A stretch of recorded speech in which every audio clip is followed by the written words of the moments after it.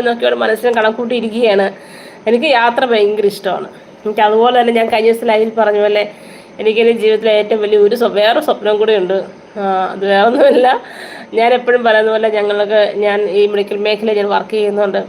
എനിക്ക് നമ്മുടെ ഈ ഒരു പാവപ്പെട്ട നമ്മുടെ എന്താ പറയുക ആദിവാസികളായിട്ടുള്ള ഈ ആൾക്കാരുടെ ഇടയിലേക്ക് ഇറങ്ങിച്ചെന്ന് ഞാൻ എൻ്റെ മേഖലയിൽ നിന്നുകൊണ്ട് തന്നെ ഞാൻ ജോലി ചെയ്യുന്ന എൻ്റെ ഈ മെഡിക്കൽ മേഖലയിൽ നിന്നുകൊണ്ട് തന്നെ എനിക്ക് അവരിലേക്ക് ഇറങ്ങിച്ചെന്ന് എന്നൊക്കെ ഞങ്ങളെ കൊണ്ട് പറ്റുന്ന പോലെയൊക്കെ അവർക്ക് എന്തെങ്കിലും മെഡിക്കൽ മേഖലപരമായിട്ട് അവർക്ക് എന്തെങ്കിലുമൊക്കെ അവരെ ഒന്ന് സഹായിക്കണമെന്ന് അവരെ ചേർത്ത് പിടിക്കണമെങ്കിൽ വലിയ ആഗ്രഹമുണ്ട്. ഒരു സൗജന്യ മെഡിക്കൽ ക്യാമ്പൊക്കെ അവിടെ നടത്തണം. അത് ഒരിക്കലല്ല, എല്ലാ മാസവും പോയി ഒരു സൗജന്യ മെഡിക്കൽ ക്യാമ്പൊക്കെ നടത്തി നമ്മളെ കൊണ്ട് പറ്റുന്ന പോലെയൊക്കെ അവരെ സഹായിക്കണം, ഹെൽപ്പ് ചെയ്യണം. ഡോക്ടേഴ്സിനൊക്കെ കൂട്ടിക്കൊണ്ട് പോകണം.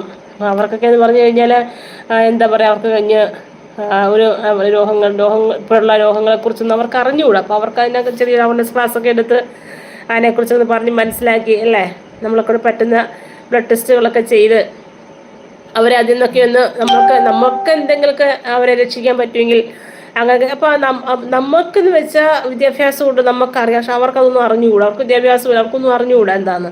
അപ്പം അങ്ങനെയുള്ളവരെ കൂടെ നമ്മൾ എന്താ പറയുക നമ്മുടെ ലോകത്തിലേക്ക് അവരെ കൂടെ കൈപിടിച്ച് കൊണ്ടുവരിക, ഇതൊക്കെ എൻ്റെ ജീവിതത്തിലെ ഏറ്റവും വലിയ സ്വപ്നമാണ്. അപ്പോൾ ഞാൻ ഈ ചാനൽ